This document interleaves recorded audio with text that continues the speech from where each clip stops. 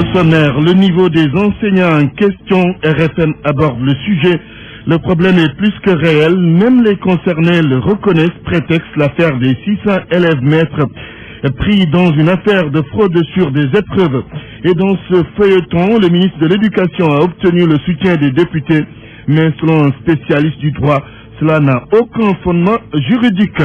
Menace de grève dans le secteur de l'éducation à Sédhiou, le CUSEMS ne fait pas l'unanimité. Certains enseignants ne veulent pas de grève. Ils suggèrent un changement de stratégie de lutte. L'UDEN minée par une crise. L'Union démocratique des enseignants vers une scission. Certains responsables ont décidé de créer un nouveau syndicat. Ils dénoncent la gestion solitaire de Awawad. La mise en cause rejette ces allégations et parle de mauvais perdants. Monseigneur Benjamin Ndiaye appelle les médias à plus de responsabilité dans le traitement de l'information relative au terrorisme. Dans ce midi, vous entendrez l'appel de l'archevêque de Dakar. L'actualité internationale, Binta Diallo, bonjour. Bonjour Antoine. Les titres. Le Tchad en proie à des attaques meurtrières de Boko Haram. D'autres attaques prévues. N'Djamena n'exclut pas cette éventualité. Le président Yahi Boni, dépêché au Burundi, l'UEA et l'ONU veulent des négociations entre les différentes parties en conflit à Bujumbura. La montée de l'extrême droite en France inquiète.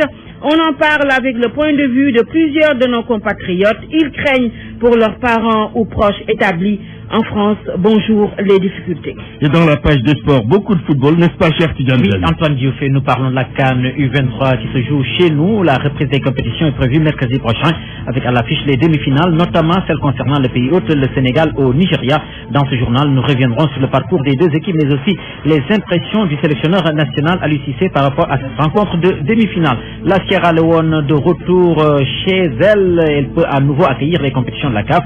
La notification lui a été faite ce matin, vous le savez, c'est un pays qui était exposé à l'épidémie à virus Ebola. Et puis nous parlerons de cette promesse du maire de Tivaoune de construire un stade municipal digne de son nom. Le développement, ce sera aux alentours de 12h20. Oui, et en fin d'édition, il y aura le journal de la foire. Ce sera avec nos équipes qui sont au SUCES aux alentours de 12h35. Bienvenue à tout à l'heure. Mesdames, Messieurs, bonjour. L'affaire des 600 élèves maîtres soulève le débat sur le niveau des enseignants dans le public. RFM s'intéresse à la question et les enseignants interrogés reconnaissent qu'il y a un réel problème de niveau. Ils l'expliquent par la massification, le quota sécuritaire, entre autres. Un reportage de Mohamed Ali Mouba. On va commencer d'abord par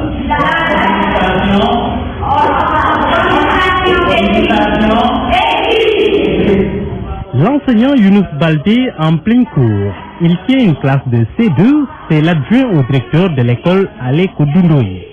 Inutile, selon lui, de tergiverser sur le faible niveau de certains de ses collègues. Il déclare être bien placé pour le dire. Tu peux venir un bon matin, on vous présente un collègue. C'est un stagiaire ou bien il vient d'une école de formation, on vous l'injecte ici. Le reste, c'est nous en tant qu'anciens qui sont appelés à le mettre sur la bonne voie. Voilà, c'est ça. Son collègue Cheikh Alioune Ba, qui tient une classe de CM1, partage son avis, des anecdotes sur le faible niveau de ses collègues. Il en a plein la tête.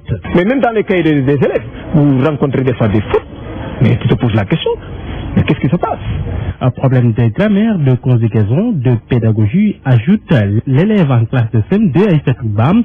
Elle dit en avoir fait la meilleure expérience dans une école de la capitale, école qu'elle a quittée. L'autre école, Maman si la maîtresse, on dit, madame, on ne comprend pas, elle dit, vous les élèves, vous ne connaissez rien. Vous ne connaissez rien.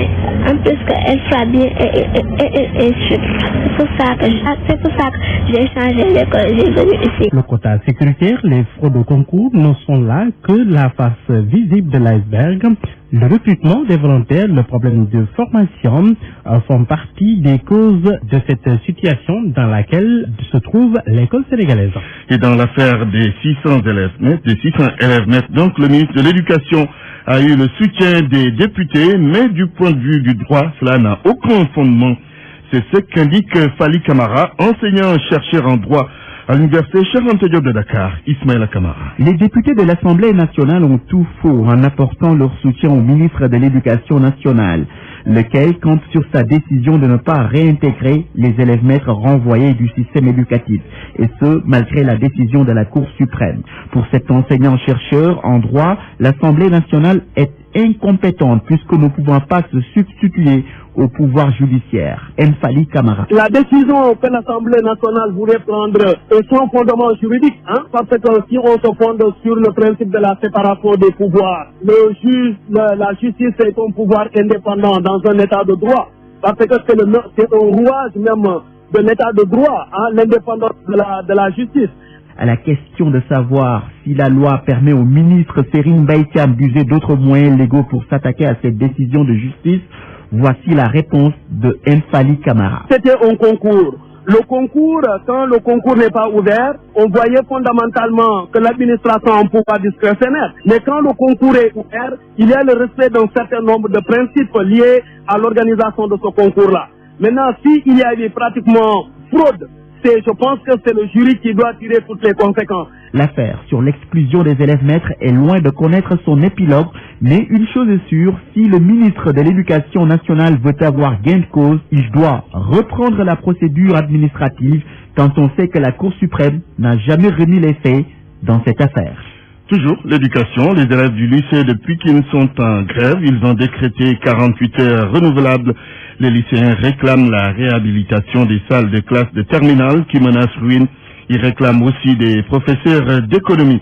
À Fatick, les élèves du lycée Koumando Fendiouf sont également en grève pour 72 heures. Leur doléance, c'est l'ouverture de l'infirmerie et de la salle informatique du lycée.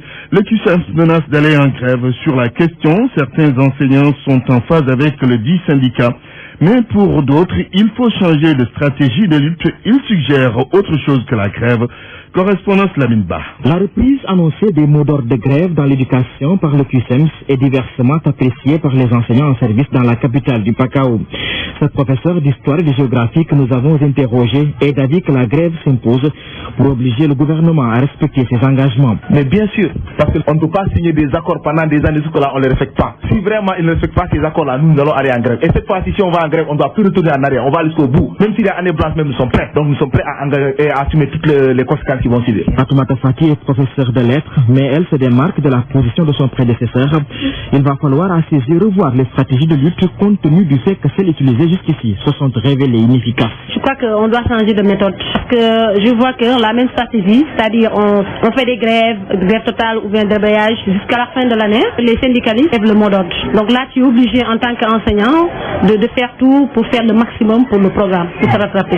Donc je crois qu'il faut changer de stratégie. Et les parents d'élèves dans tout ça, notre premier interlocuteur est d'avis qu'ils ont un grand rôle à jouer dans cette crise qui s'annonce. J'attire l'attention des parents parce que quand il y a un problème, c'est eux qui interviennent en première position. Donc il faut que ces parents-là se lèvent pour dire à l'État vraiment, vous avez signé des accords, il faut les respecter. JSIC est le président de l'APE d'un collège de la place. Il a une réponse formulée à cette interpellation. Ce qu'on demande aux enseignants, c'est de garder un peu leur patience. Parce que l'État, nous allons interpeller notre président national à Dakar et il va essayer de voir le ministre pour pouvoir accélérer les choses. Vraiment, les enseignants n'ont qu'à nous attendre un peu. Les élèves, qui sont les principales victimes de ces grèves d'enseignants, sont déjà très inquiets de l'annonce du QCEMS. Certains d'entre eux exhortent les syndicats d'enseignants et l'État à œuvrer pour ne plus reproduire le scénario de l'année scolaire écoulée. Lamine Ba, séjour du Futur Média. Et c'est parti pour une session à l'UDEN. Des responsables reprochent à leur secrétaire général à Wawad de gérer de façon solitaire leur syndicat. Ils ont décidé de créer un autre cadre parallèle. Daouda Faye parle au nom des dissidents.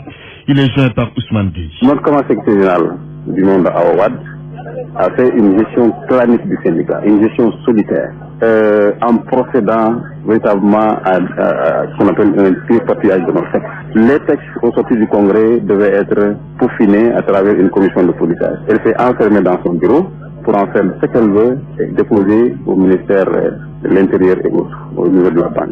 Alors, autre fait très grave, alors la Camarade secrétaire générale se permet véritablement de piétiner les départements et d'affronter tout le monde en disant à travers une rencontre qu'une commission a faite suite à son absence au bureau national pour dire que si les camarades n'ont plus ma confiance, ils n'ont qu'à prendre de responsabilité.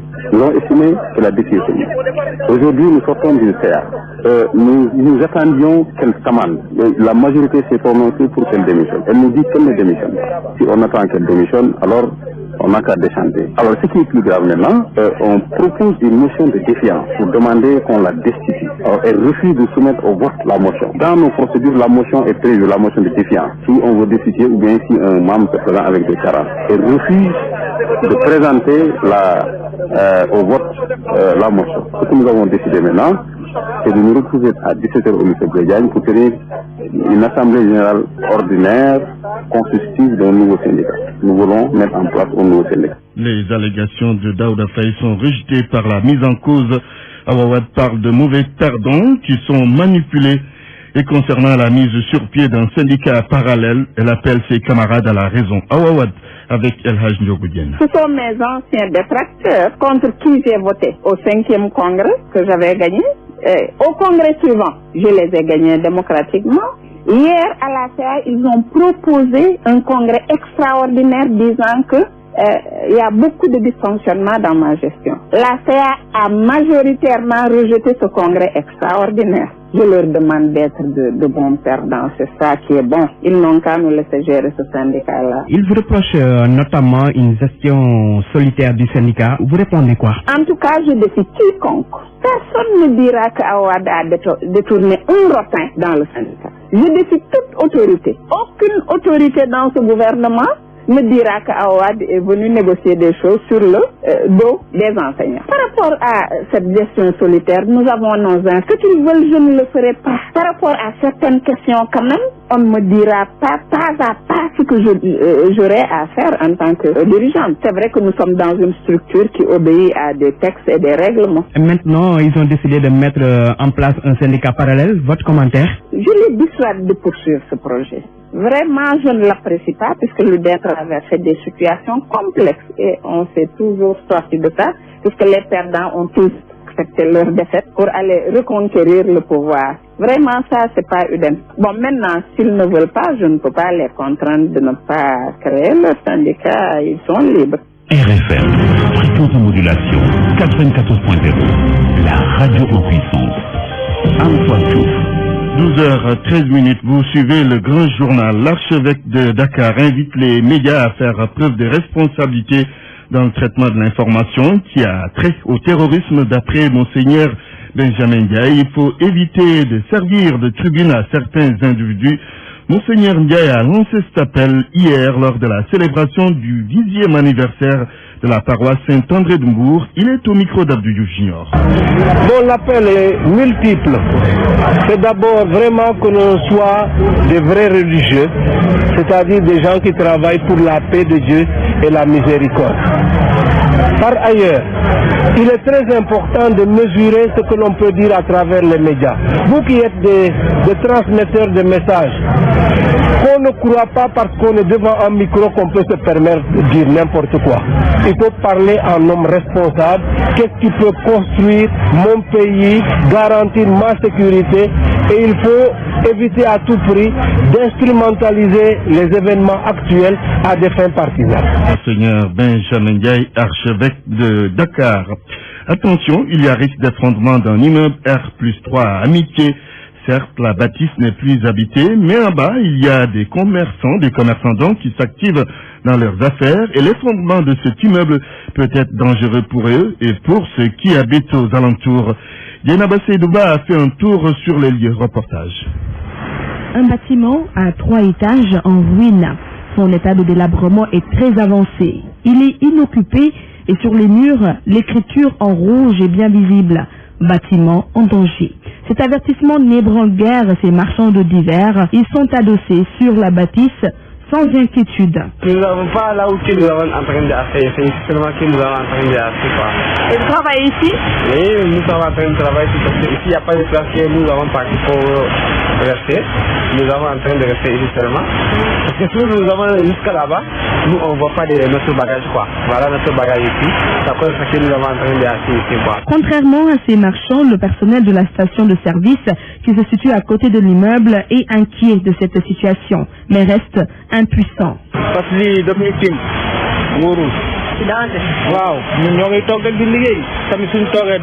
En face de l'immeuble, ce monsieur qui fréquente un kiosque de PMU est étonné de la négligence que font montre ceux-là qui occupent le bas de l'immeuble. Mais sincèrement, l'immeuble est en danger parce que c'est un vieux immeuble.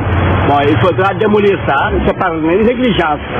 Parce qu'il y a souvent des accidents qui sont causés par négligence. Bon, les gens qui se mettent en bas, bon, c'est par négligence seulement. Cet immeuble est un danger public. Les populations riveraines le savent, mais n'y prêtent pas trop attention, puisque beaucoup pensent que c'est l'État qui doit agir, et vite.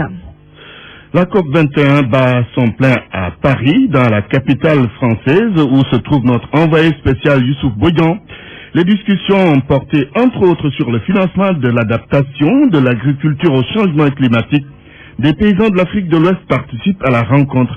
Ils se prononcent au micro de notre envoyé spécial, donc Youssouf Boyan. Il y a 4 ans, cet agriculteur gambien a été frappé par une catastrophe naturelle. Son nom, Mahamadou Fayinké. Nous, on a semé les riz à l'espoir qu'il va bien donner, donc la pluie s'est arrêtée. Donc les gens étaient obligés d'arroser certaines parties. J'ai perdu au moins 5 hectares comme ça de riz. J'ai perdu 5 hectares comme ça. Et il n'a rien donné, même un grain. Le dérèglement climatique cause beaucoup de préjudice à nos pays.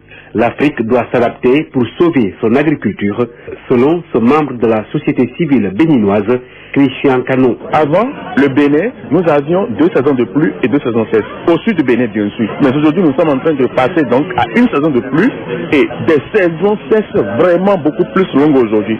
Et il faut que donc les producteurs prennent conscience donc de cette nouvelle réalité aujourd'hui. Et donc les communautés doivent s'adapter au nouveau cycle aujourd'hui. L'adaptation a un coût qui doit être supporté par les pays développés. C'est l'avis du président de la Fédération des paysans gambiens, Mahamadou Fayinké. Nous attendons vraiment qu'on a une politique qui peut prendre en charge et en compte les préoccupations des produits agricoles. Actuellement, beaucoup de chefs d'État en Afrique de l'Ouest sont en train de s'investir dans l'agriculture. Ils connaissent bien l'économie de l'Afrique de l'Ouest. L'économie de l'Afrique, c'est l'agriculture. Et que l'Afrique peut nourrir le monde. Et nous sommes prêts à le faire. L'accord contraignant que le monde attend à l'issue de cette COP21 Paris devrait aider à financer l'adaptation de l'agriculture africaine fortement impactée par les changements climatiques. Youssouf Boyan à la COP21 Paris, Radio Futur Média. Bonne transition. Binta Diallo, bonjour. Bonjour Antoine. On y va pour le reste de l'actualité internationale.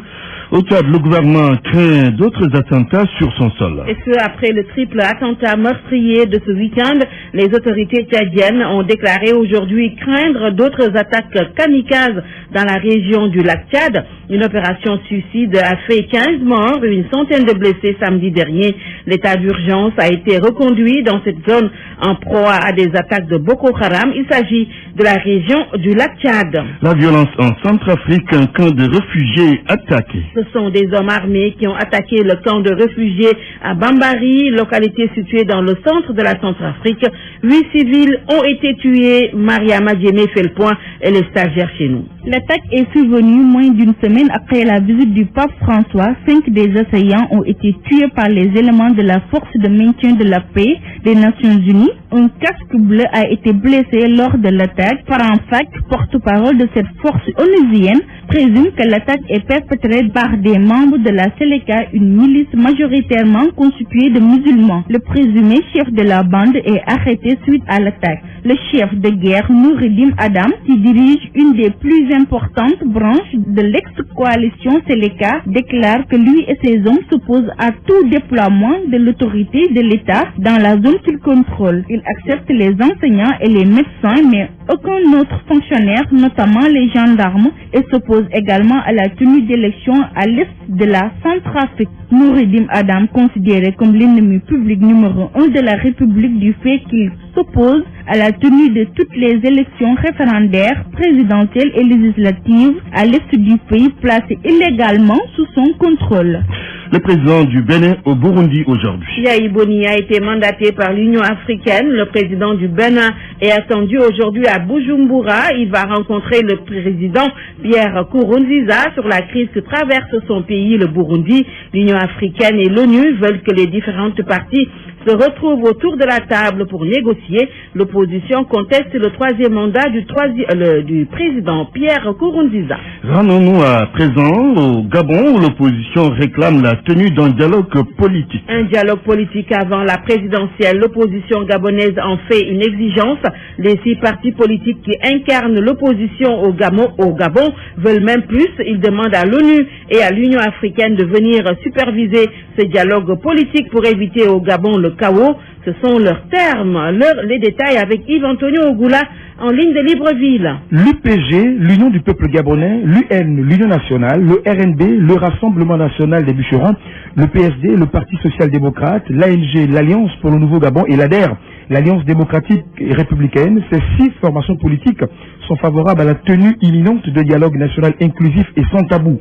L'opposition souhaite que le dialogue avec le pouvoir et la société civile soit supervisé par des facilitateurs internationaux dont l'ONU, l'Union africaine, l'Union européenne, les États-Unis d'Amérique et l'OIS qui a déjà mené une mission de fond au Gabon pour préparer la prochaine présidentielle. L'opposition gabonaise est convaincue que l'heure est grave, d'où la tenue de ce dialogue qui s'impose. Selon l'opposition, les fondements de la République sont dangereusement menacés parce que l'égalité de tous devant la loi est remise en cause. Les libertés fondamentales sont bafouées avec des violences policières graves. Cet appel de l'opposition a été lancé au moment où le secrétaire général du Parti démocratique gabonais au pouvoir effectue une tournée nationale. Il en est de même pour l'ancien président de la Commission de l'Union africaine, Jean Ping, devenu opposant, qui sillonne la province de l'Estuaire où se trouve Libreville, la capitale, pour expliquer aux populations pourquoi il sera candidat à la prochaine présidentielle. Yves-Antonio Ogoula, Libreville, RFM. Pinta, on termine avec les Sénégalais qui se prononcent sur la montée de l'extrême droite en France. Certains de nos compatriotes s'inquiètent de leur avenir ou de l'avenir de leurs parents ou proches au pays de François Hollande. La montée de l'extrême droite en France, selon eux, est synonyme de difficultés pour les immigrés. Micro-trottoir réalisé par Mélodie Le Petit. Marine Le Pen, à vrai dire, je la connais pas bien.